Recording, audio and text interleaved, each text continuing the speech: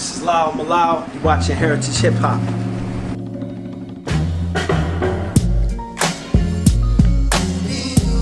Welcome back to Heritage Hip Hop, and I told you, we represent the entire hip hop culture. And if you know anything about hip hop is the voice of the people.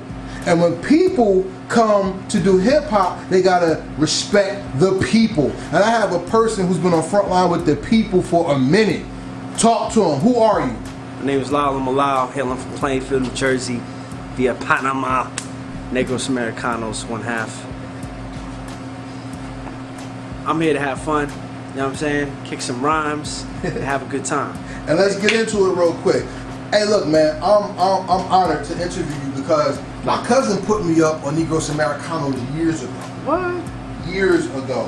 And if anybody knows me, I'm very familiar with the field. Right. You know what I'm saying? And like you're on 280 and you see the stickers. You go to the bus stop, you see the stickers. You know what I'm saying? And the name is not what impressed me. It's the content.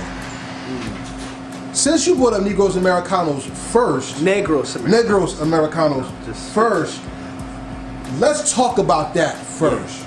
Yeah. Where did the inspiration for the group derive, and what was their lane that they ran when it came to Jersey and international hip hop? Yeah, so Negros Americanos is comprised of MC Enigma, that was my former name, that's the Slim Shady to my Eminem, right? And Bishop, formerly Bishop the Eastside Nappy Head, right? Bishop, you know, originally from Newark, moved to Plainfield. I'm born and raised in Plainfield. We saw the community becoming more and more Spanish speaking, right? And we are both community organizers at the time of People's Organization for Progress and the Plainfield chapter. And we wanted to learn Spanish so we could engage with the community, right? So we had this idea to move to Panama, form a group down there. And the initial idea was to include, you know, different people from different parts of the African diaspora, right, that spoke different languages. That was the original plan. But then we started just learning the languages. So we moved to Panama, we stayed out there for a year, formed a group, we started, you know, performing out there in English and Spanish, came back, and now Bishop, he learned Portuguese, moved to Brazil, met him a nice lady, got married, and now he's out there doing music in English, Spanish, and Portuguese. So Negros Americanos is like, you know, your Method Man and your Red Man, or your Most Def and Quality, separate and together. You dig what I'm saying? That's dope. And you know what? You know why that impresses me with the group is because, unfortunately, in American culture, separation is the key to business longevity. Because America is not really a country; it is the subdivision of a business plan. They came together from colonialization and also the destruction of natural resources. Yep. So when the people come back to use integrity, intelligence, and the God-given right of music and expression to bring togetherness to people, it builds on something that is very spiritual and very God intent. So in understanding that, let's talk about that lane that y'all opened up. You opened up a bridge that brought the East End, the West End, Passaic, Clifton, Rahway, and Perth Amboy into a whole nother realm of understanding that hip hop is bigger than drugs, guns, and negativity. Yeah. How did that influence fuel you to know that this was your calling and to keep going with it? Well, one, like, all right, when I first started rapping, dudes would be like, yo, you gotta come harder.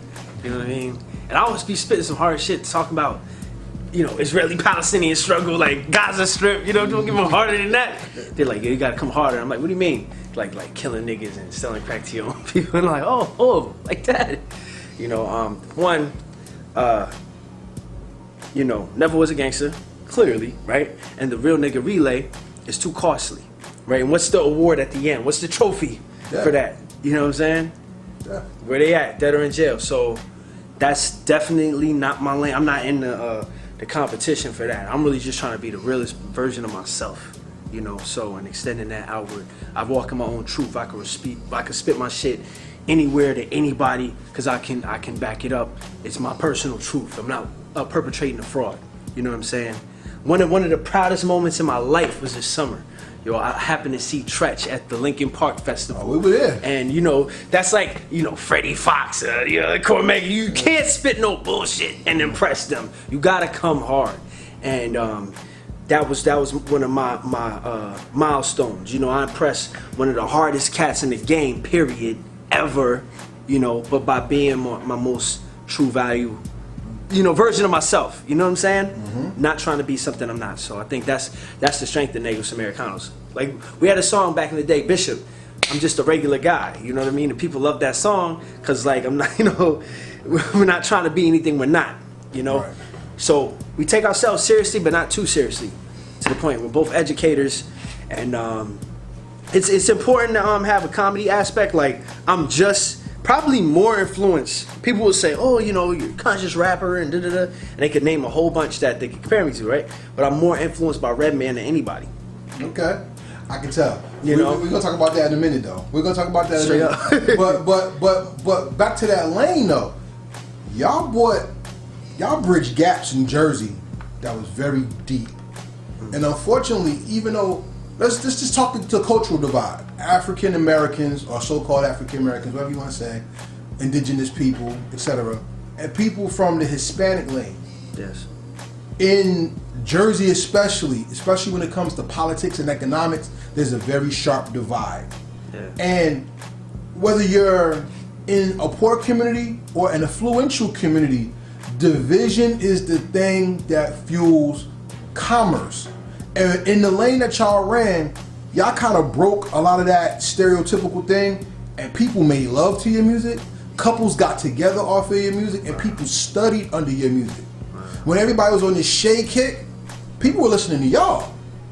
Think about that. When I was working at Everest in South Plainfield, and people was talking about y'all music, people was talking political. What? So like I said, I thought this is a good interview. I'm telling you. I don't even know that this was crazy. I don't even know. So once again, the lane that y'all opened up wasn't just music; it was thought.